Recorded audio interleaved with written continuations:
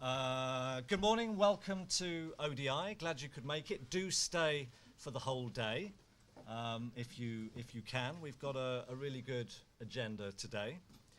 Let me just introduce myself. I'm Roger Calow. I'm head of the Water Policy Programme here at ODI. Even those of you who know me probably don't recognise me in a suit, but it is me, in fact. I didn't recognise you. Yeah, even my boss didn't recognise me.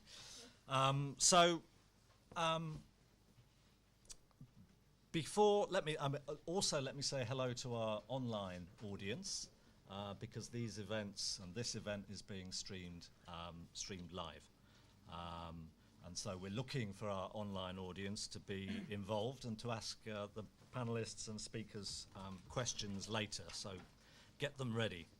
So what you should have, as you filed in, is the latest programme, which looks like that, Water Equity in the New Development Era. Something here about the Water Policy Programme with these beautiful portraits on the back of our 10-strong team, and a summary of a paper we just released. It's up online today, called The Real Water Crisis, Inequality in a Fast-Changing World. Now, before I deal a little bit with the programme very briefly, a couple of housekeeping issues. If we need to exit and if the fire alarm goes off, which sounds very much like a fire alarm, then we exit through the entrance you came through. So that's the big door over there. And toilets similarly over there, just ahead of you as you were coming in, ahead of you on the right. You need a special high security pass if you want to get to the other floors, so we have you under control here.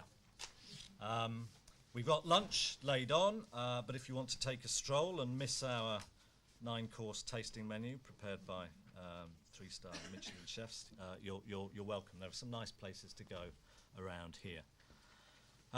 So, I mean, before I introduce the two people on my right and on my left, let me just say a little bit about the topic for the day. The programme, Water Equity in the New Development Era. Why, I suppose, is an obvious question. Why have we chosen that title? Well, I think, obviously discussion around the post-2015 framework has been rumbling along now for a while in a rather tortuous fashion, as these things do. And there is, by definition, lots of talk about the goals, the targets, the indicators, and so on. And the draft water goal there, securing sustainable water for all, is, has a similar conversation revolving around it. What kind of targets are we going to have? What kind of indicators? But I think it's kind of timely to step back a little bit and think not just about what, but how we might want to achieve this goal and the targets underneath it. And in particular, if we look at securing sustainable water for all, this idea of universal access, not just to water, sanitation and hygiene, but to the productive benefits that flow from water, is key. And in that context, I think good to revisit the conclusions of the 2006 Human Development Report. And it just so happens that we have Kevin Watkins here, director from ODI, who oversaw publication of that. Just as a reminder, it was called Beyond Scarcity, Power, Poverty and the Global Water Crisis. So this was a report that very much put the spotlight on water equity. So timely, I think, to have a look back at that and to think what's changed, what's stayed the same, and thinking in the context of post-2015, what are the big challenges ahead in terms of this universality idea. We're also keen to look at this future context in which ambitions will need to be realised. So this idea of a fast-changing world. Obvious ones: climate change, population growth, increasing labour mobility, convergence between rural and urban areas, the proportion of people who don't have access to safe water and sanitation now living in fragile and conflict-affected states. All of these change processes will have a big impact on our ambitions post-2015. So that's why we're running this event. And now I'm going to introduce you to Andrea Ledward, who is not Justin Greening. Justin Greening, not Lynne Featherstone. I beg your pardon, Parliamentary Under Secretary of State. Andrea, I'm fantastic you could come here and deputise for Lynne Featherstone. And by way of introduction, Andrea is the new Director of the Climate and Environment Department in DFID, after being head of the Growth and Resilience team and also station head DFID Ethiopia. And we're delighted to have you with us, Andrea. Over to you. Brilliant, thank you. Well, thank you very much for inviting POSS, Lynne Featherstone, to come. You've got me. And so hopefully I will say essentially what she would have said to you, and maybe able to answer a few questions at the end. And if I can't, John Paul, I am sure, have every confidence, will be able to answer the questions. It's a real pleasure to be here amongst all of you. Such a distinguished set of kind of people and institutions that are kind of represented and real experts in this area. And it is important that we're here because the challenge of delivering water security is so large that we all have to work together to get sustainable and equitable access to water for everyone, but especially the poorest and the most vulnerable. And obviously Kevin has played a really important part of this debate and keeping the issue on the agenda since 2006, and was having a very interesting conversation recently with Stefan Durkon in DFID, particularly on this issue, which was interesting to hear as background for me. So the costs of water insecurity to start with. Water insecurity is a massive impediment, obviously, to delivering prosperity and opportunity for the poorest. It takes many forms and exerts a large human and economic cost. For example, when Pakistan lost over 3,000 lives and $16 billion to the floods which hit over those 3 years from 2010 to 2012. And of course, inflation was pushed up and unemployment was pushed up and has significantly affected its economic growth. Delivering water security is obviously a major and a complex task. We've got to ensure access to acceptable quantities and quality of water for domestic use, for agriculture, industry, and also manage the risks such as the droughts, the floods and pollution. And of course, all of this is being done within a context of growing populations, increasing consumption, urbanisation, and climate change.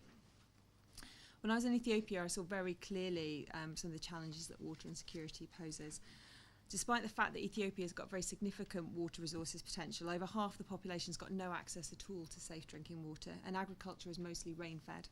Rainfall variability is increasing, and sustainable resource management is critical to long-term health, livelihoods, energy and food security.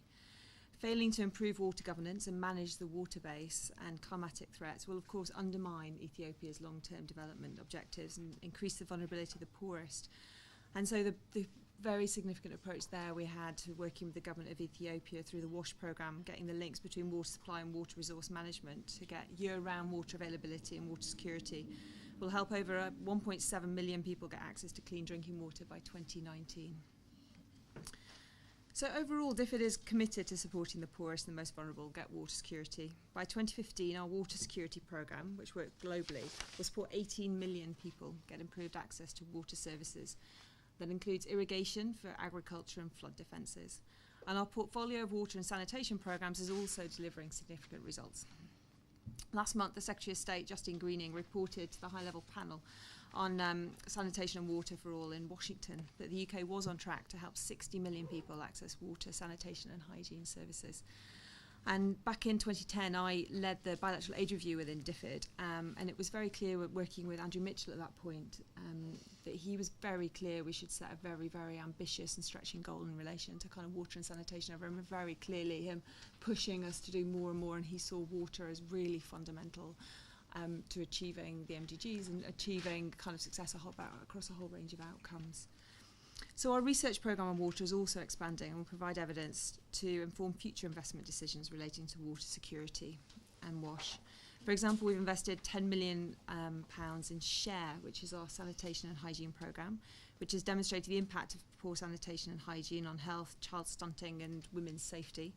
And our UPGROW programme is researching how to maximise sustainable access to groundwater for economic activities and household use. But we know that we need to do more, and the international community in particular needs to increase investment in water, which includes investment in infrastructure and also in governance frameworks and information systems to help us make decisions better. So perhaps it's not surprising that the enormity and complexity of tackling water insecurity have led to underinvestment for so long. But now it does feel as if there's renewed impetus and focus, and perhaps 2015 framework and the push for ambitious targets around water indicate that. But of course the private sector is also a very important player and is increasingly recognising the need to tackle water risks and do so with the public sector and civil society. We had Saab Miller come in a few years ago, I remember, and talk to all the SES in Difford, probably about 2 or 3 years ago now, gave an incredibly powerful presentation on the importance for them about water security in particular, the amount of water it needs to produce a certain amount of beer, for example, and just the kind of complexity of their business model, which is heavily dependent on it, and their business model, which is also heavily dependent on ensuring that there's water security for all the communities and all the people who work in their planet and all the people who live nearby.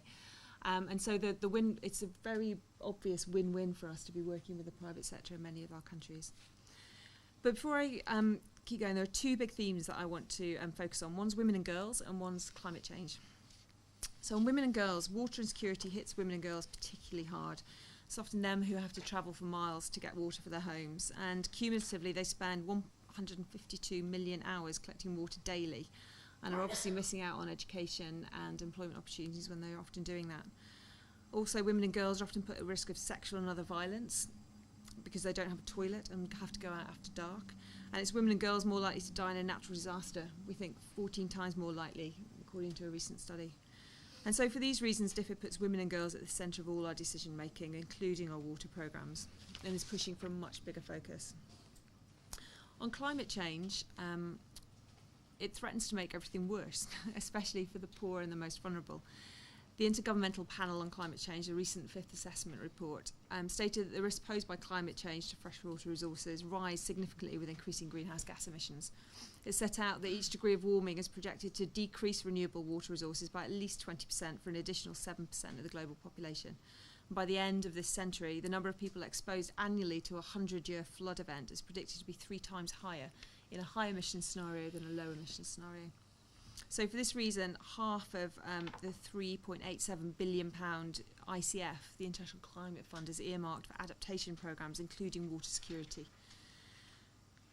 So I referred to that emerging coalition of interest earlier around water, and the role of corporate water management is obviously a topic today.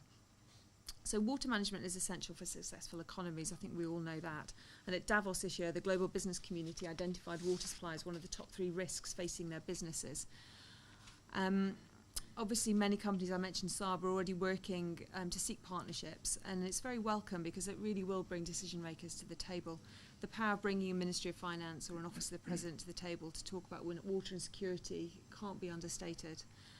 But of course, while encouraging the private sector to engage in this way, we need to ensure that sustainability and equity are the key elements of any engagement, as well as the challenges of bringing the small and medium enterprises into those conversations. And the UK government last year agreed to work with the German Ministry of Economic Development, supporting an international water stewardship programme, IWASP, managed by GIZ. It's an innovative programme which will build partnerships between the public and the private sectors, tackling water risks and sharing investment in water security to benefit poor people. And a good example of this is from South Africa, for example, where the local municipality in Sasol, a major chemical and energy company, saw that access to water is a problem for households and for the companies, and so they've got a joint initiative now improving the infrastructure and water efficiency, which has got a safer and more reliable water supply for 330,000 households and reduce the water consumption by 15% for the company. So it's been a win-win all round. Our support through this programme also will deliver results across East Africa, so Kenya, Tanzania, Uganda, as well as Zambia and across SADC. But it will also help us understand how to ensure sustainability and equity in corporate water management and strong partnerships which don't weaken governance structures in country. It will help us to understand what works to support replication and then expansion and scale up. On the WASH agenda and the work of WSUP, John Paul and acronym Water Sanitation, provides evidence on the potential to mobilise public and private sector partners to innovate. The Clean Team programme mobilises partners to deliver campaigns that improve the hygiene practices of hundreds of thousands of people and provide local employment opportunities in the management of operation of new WASH assets. So the post-2015 framework, which you've already referred to, I mean, I think the MDGs have been instrumental in getting a focus on poverty reduction. And next year really is the way in which the kind of the future for generations to come is going to be kind of framed. So the UK government strongly endorses the recommendations on the high-level panel, including the focus on leaving no one behind. And we're obviously working strongly through the UN, the open working groups, to ensure that the final framework's got a strong focus on poverty reduction, good governance and sustainability. We're supporting targets for water and sanitation around universal access to wash, sustainable water usage and improved water quality. And we'll continue to work with people to deliver a bold and ambitious approach to water and sanitation in this framework. We can't prevent drivers of water insecurity, such as floods and droughts, but we can reduce the devastating impact that water insecurity exerts on the poorest and the most vulnerable people on the planet. We want to see increased investment in information, institutions and infrastructure. And let's not forget who'll benefit if we get it right. It's the difference between a woman having to travel for hours to collect her water, the daughter not going to school because there's inadequate sanitation, and the husband whose job is threatened because the local factory faces water shortages. And that same woman now spending time irrigating crops on a small farm with her daughter at school and her husband in secure employment. And that's why it's actually really important we get this right. So during the discussions and the debate throughout today, I won't be able to stay for the day, but I hope that you think about 3 issues that we certainly are debating a lot internally. I think the first one is how the development community can best engage with the private sector to deliver water security at scale and make sure it benefits the poorest and the most vulnerable. I think the second question is, do you agree that the signs are good for an outcome on water in the post-2015 framework? And how will we deliver when data and institutions are sometimes weak? What metrics will we use, and how can we get agreement on what to measure and how? Then the third question is really about women and girls, and how can we bring them to the fore in our efforts and ensure that the support we provide is reducing the disproportionate impact of water security on women and girls. So I wish you luck in the debates and the conversations that you're going to have for the rest of the day. I hope it's enjoyable and productive. And thank you for welcoming me today. Thank you, Andrea. Thank you.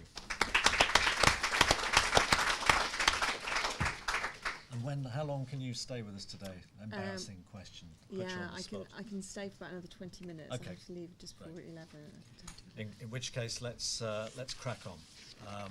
But thank you very much for that. So, on my right, Kevin Watkins, Executive Director of ODI, joined in 2013, so following on from Alison Evans, and a former non-resident fellow with the Centre for Universal Education at the Brookings Institution, and previous director and lead author of UNESCO's Education for All Global Monitoring Report. And as I mentioned in my brief intro earlier, he oversaw publication of the 2006 Human Development Report, Beyond Scarcity.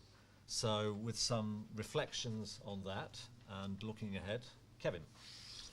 Thanks, Roger, and thanks, Andrea, for the great opening remarks. This is a sort of resurrection event, isn't it? Because the Water Forum used to be an annual event. Irregular, but we tried to do it annually. But as it happens, when I first heard about it, was Hilary Benn, after we did the 2006 report, asked us to write something for him for a presentation he did at one of these very events. So it's great to see that it's been revived. And I'm really thankful to our water team in ODI for taking the initiative in making this happen. And since I've actually got, I think, most of the water team in the same room at the same time, which is almost as rare as Roger wearing a suit. I do want to say a big thank you to them, actually, because for me, our water programme captures a lot that is best in ODI, and in particular, I think there are in two areas. Firstly, working across teams. And I think one of the blights that we have in water and sanitation is that they're both such siloed issues, either people work on sanitation or they work on some aspect of water, but they don't work on health, or they don't relate it to some of the gender issues that you were describing, or some of the education problems that are linked to water and sanitation. And I think the team here works really effectively across groups in ODI. And the second area is actually taking what are often very complicated technical issues, but looking at it through the prism of the political environment in which decisions are actually made. And so anyway, that's just to big up our team in ODI. the theme of today's discussion is water equity in a new era. And I guess you could argue that we're using the word new a little bit loosely here. The narratives on water scarcity have been around for roughly as long as the written word. There were narratives on water scarcity in ancient Egypt. Rome developed a whole common law system to manage water scarcity. Mughal India, has been analysed as a hydrological society, which reflects, whether you accept that framing or not, it reflects the centrality of managing water scarcity in that system. And Benjamin Franklin, one of the drafters of the Declaration of Independence, cautioned America in a nice little phrase, you don't know the value of water until your well runs dry. Actually, Bob Marley said something rather similar in one of his songs. So there is a sense in which we're taking up quite an old issue. But I do think it's true that the context of the debate has changed and that the narrative has gone global. And I think that reflects the fact that we are dealing with a global problem. The fact that this has landed, I think, in second or third place on the WEF agenda tells you something. The fact that Moody's Investors has warned the extractive industry that water scarcity is a threat to returns on investment in the mining sector.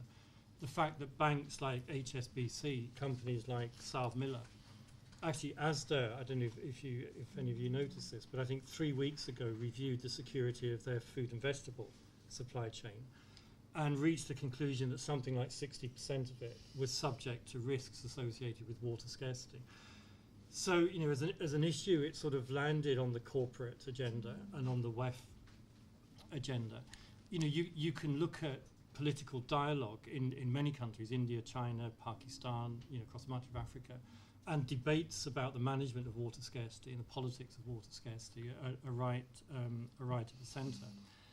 And I think what all of this reflects is the fact that there's a growing understanding that water is not a limitless free good that can be endlessly exploited without implications for society. In the same way that we've discovered the hard way that there are limits to the greenhouse gas absorption capacity of the Earth's ecosystems, we're learning that overmining river systems and overmining aquifers has consequences.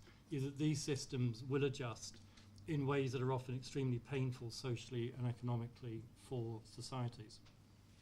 So, I think the globalization of the concern over water scarcity is something significant and important.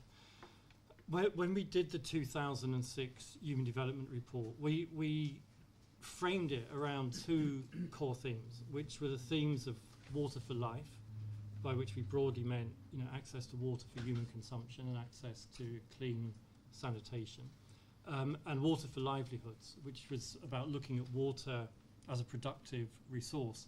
And I realise that there's no hard and fast boundaries between these two areas, but they do go to the heart of issues that we're going to be discussing today.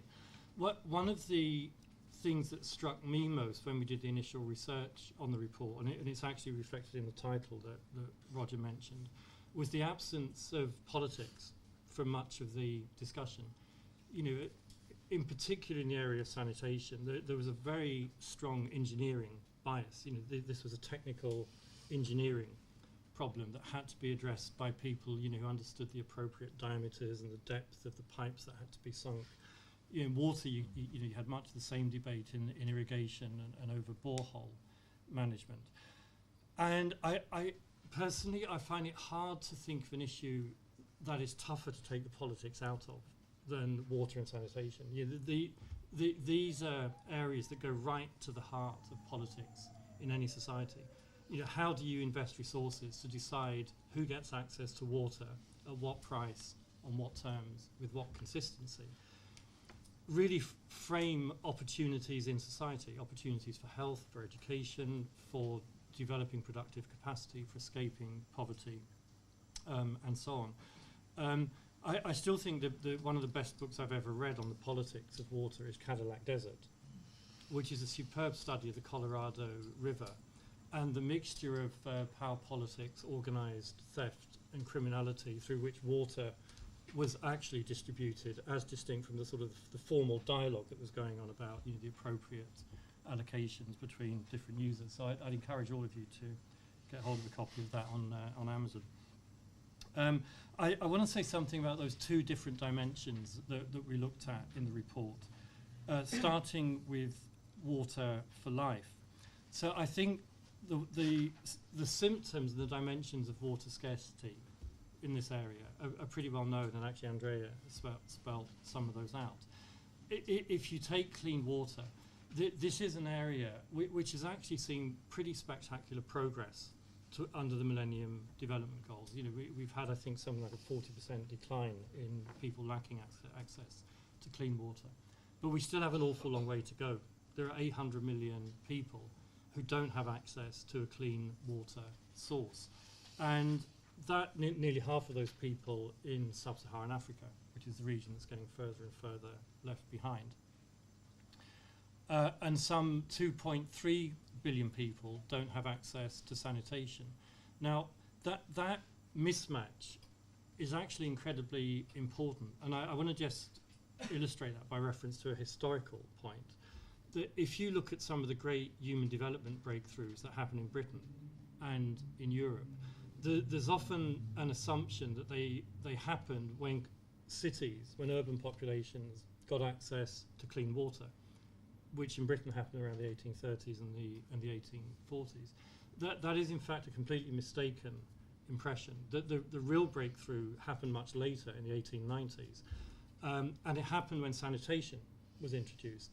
And actually when clean water was initially introduced, it worsened a lot of public health problems because you had growing populations being brought into contact with more and more water without adequate drainage systems and without adequate sewage systems to separate human waste from water.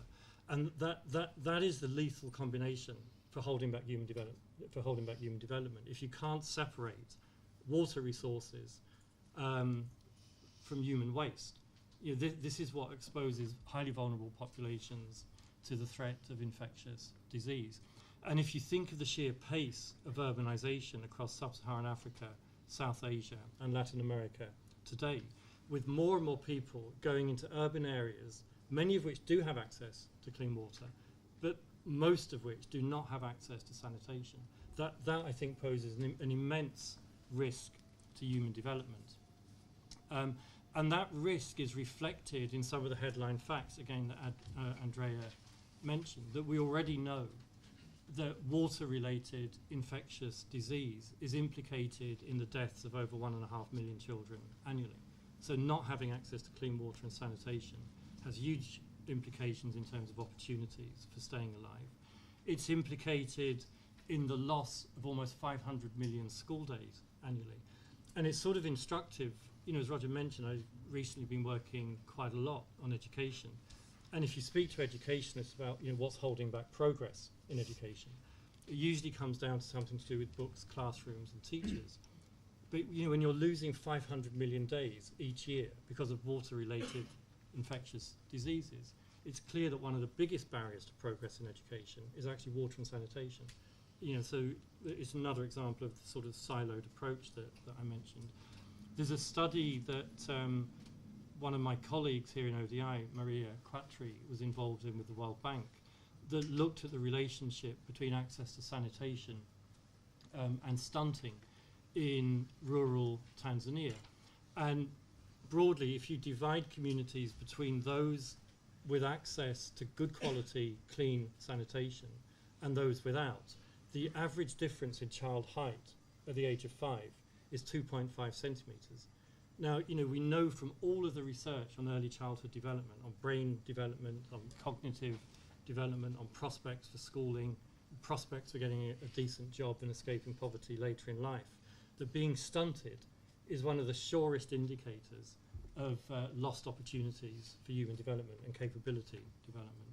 So, this is an absolutely critical area. We also know that behind the data, and this is where the equity theme is so important, that if you state a headline number, it sounds as though you have a national problem. These are national problems, but they're unequally distributed. The vast majority of people, something like 90% of people without access to clean water are living on less than $1.25 a day.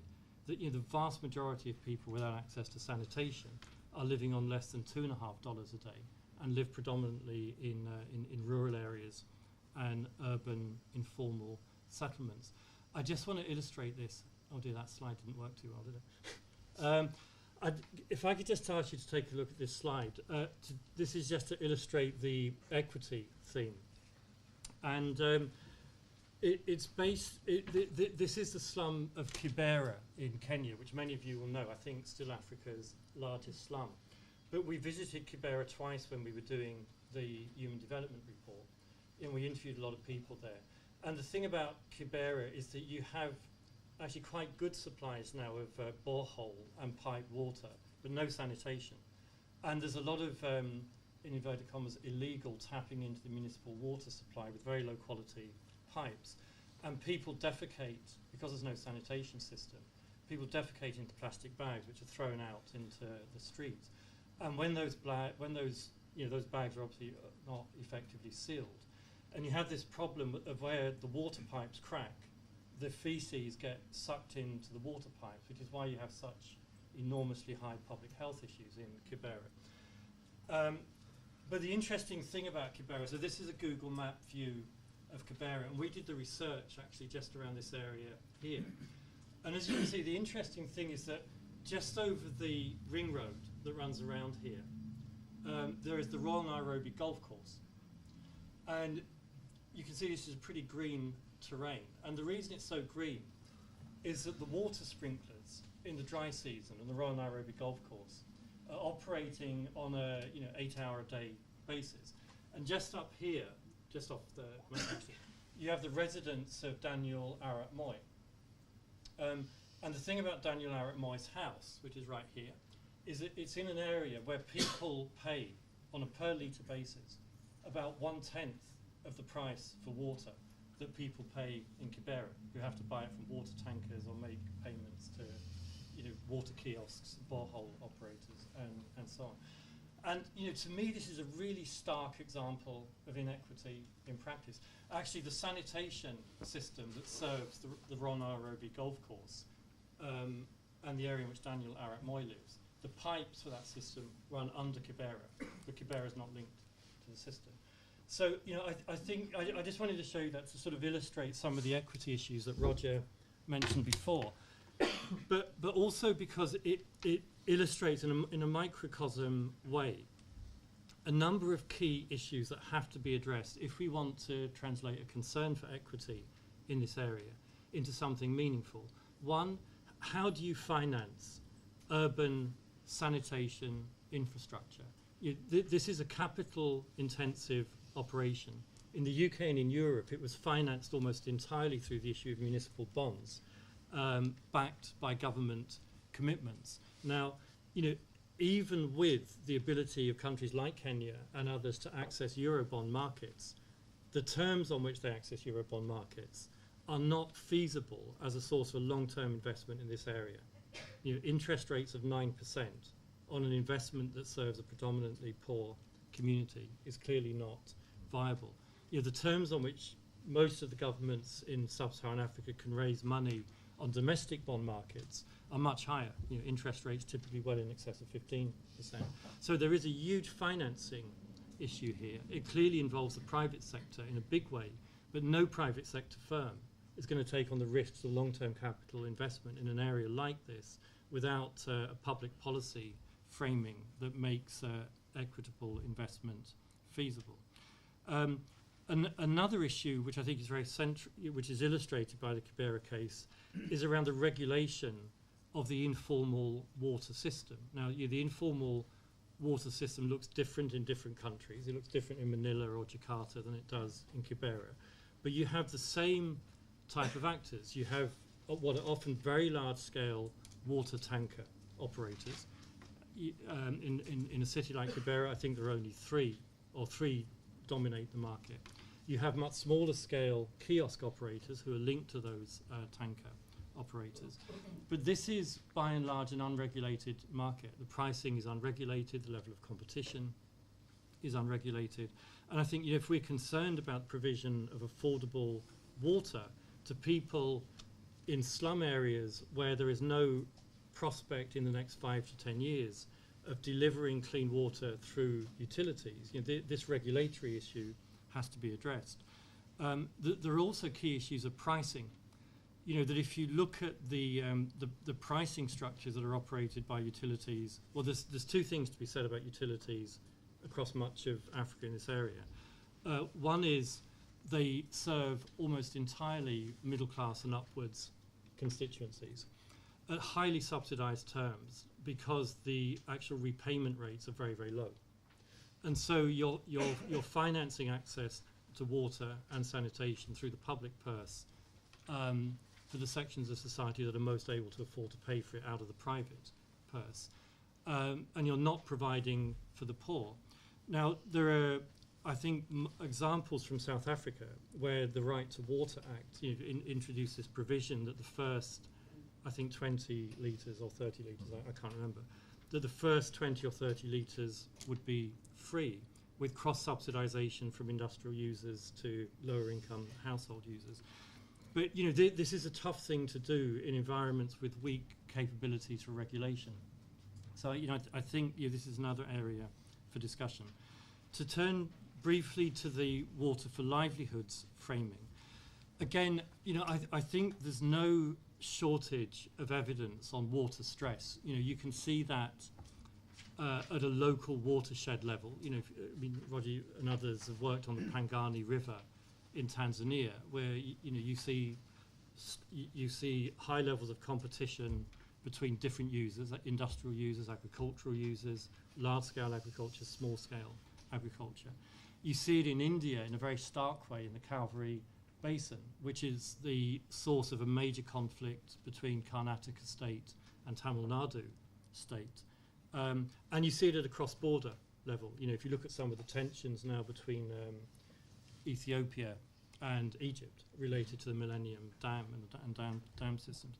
And I think, and we know from studies and research into aquifers by WRI and others that many of the world's largest aquifer systems, northern China, parts of India, much of North Africa, are actually being depleted at a very rapid rate.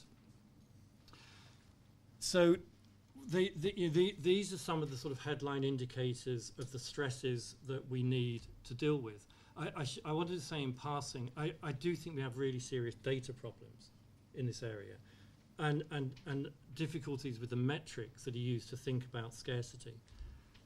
I remember we had long arguments about this when we were doing the Human Development Report, but I always found this idea that somehow, whatever the Stockholm Institute number used to be, I think 1,000 cubic something or other, 1,000, it tells you something and it tells you absolutely nothing.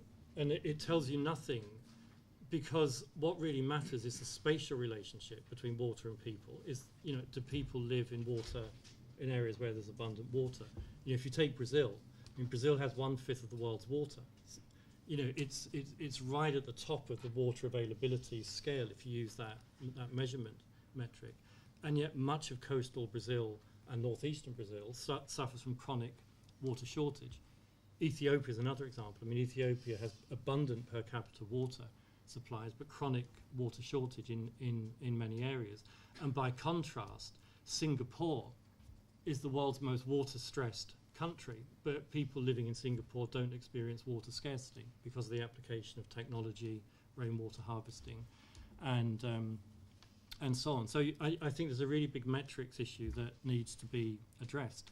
But also, behind those scarcity stories, there are really important political dimensions that have to be tackled in the context of thinking about equity. And often the framing of this debate is pitched as a sort of conflict between customary rights, private rights, and public allocation, as though customary rights are good for equity, private rights are bad for equity. I think the truth is that if you look at the evidence, that all of these systems can be either good or bad depending on the political context. So if you take Chile, that when Chile introduced its water quota system, it was incredibly good for efficiency. If you look at the efficiency of Chilean irrigation now, it's up there with Israel. But it was very bad for equity because smaller producers were squeezed out of the market. You saw the development of monopolies and trading in water licenses. And there were reforms introduced in 2005 to introduce that. But clearly the introduction of a private of a private market licensing regime is not automatically good for equity, even if it can enhance efficiency.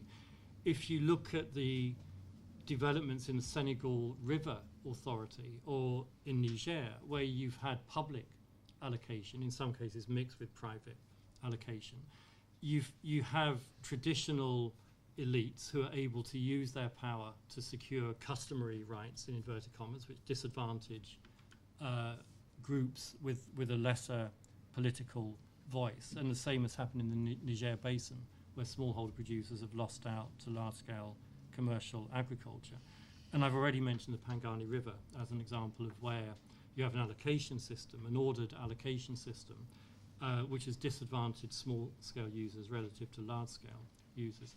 So I think in all of these areas, the key equity question is how, in a context of rising population, rising pressure on resources from industry, from agriculture, how do you manage the scarcity in a fashion that protects the interests and entitlements and rights of those lacking a political voice?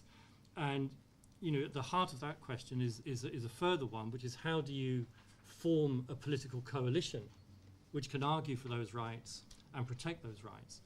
Because there's no point identifying the right policy if you don't have a political constituency to drive the right policy forward. Lastly, I just wanted to say one word, if I may, about climate change. I think nobody who reads the last IPCC report could be left in any question that changing climate poses fundamental water-related risks across many of the world's poorest regions.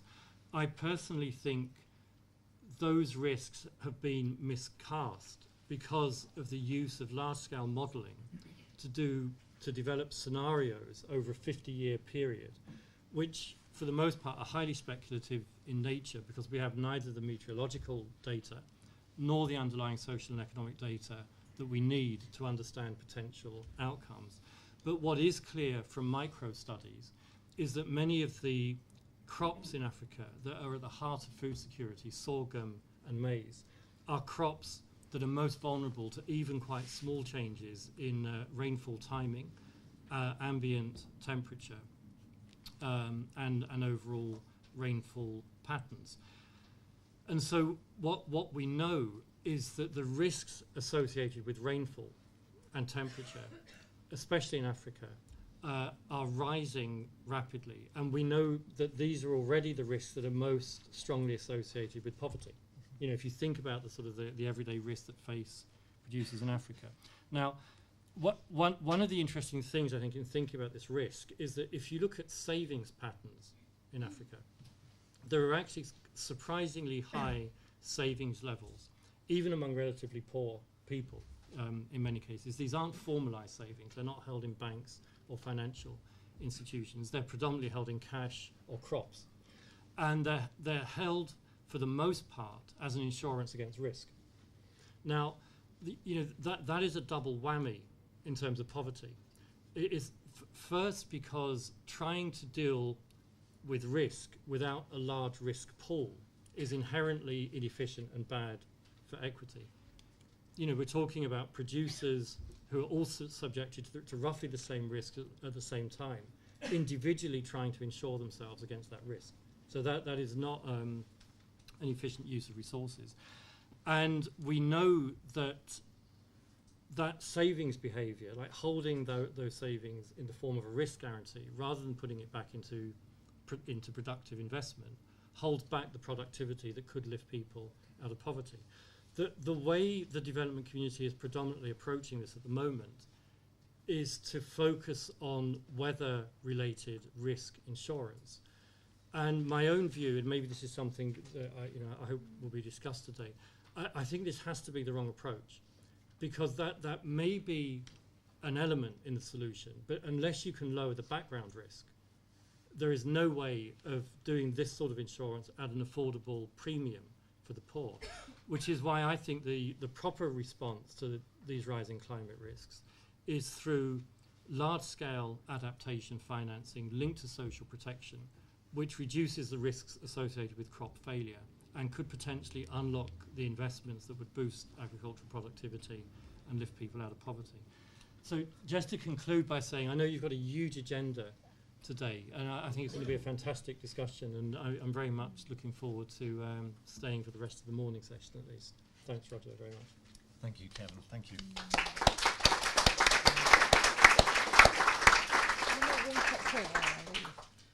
Can I just make one quick point, Kevin? I thought the last point was fascinating as an end, which is DFID is very much now trying to increase our focus on adaptation across the whole of our department. So if anybody's looked at the International Climate Fund and the way in which it's been spent to date, it has had a heavier mitigation focus, which wasn't the aspiration, but is inevitably how it's been at this point.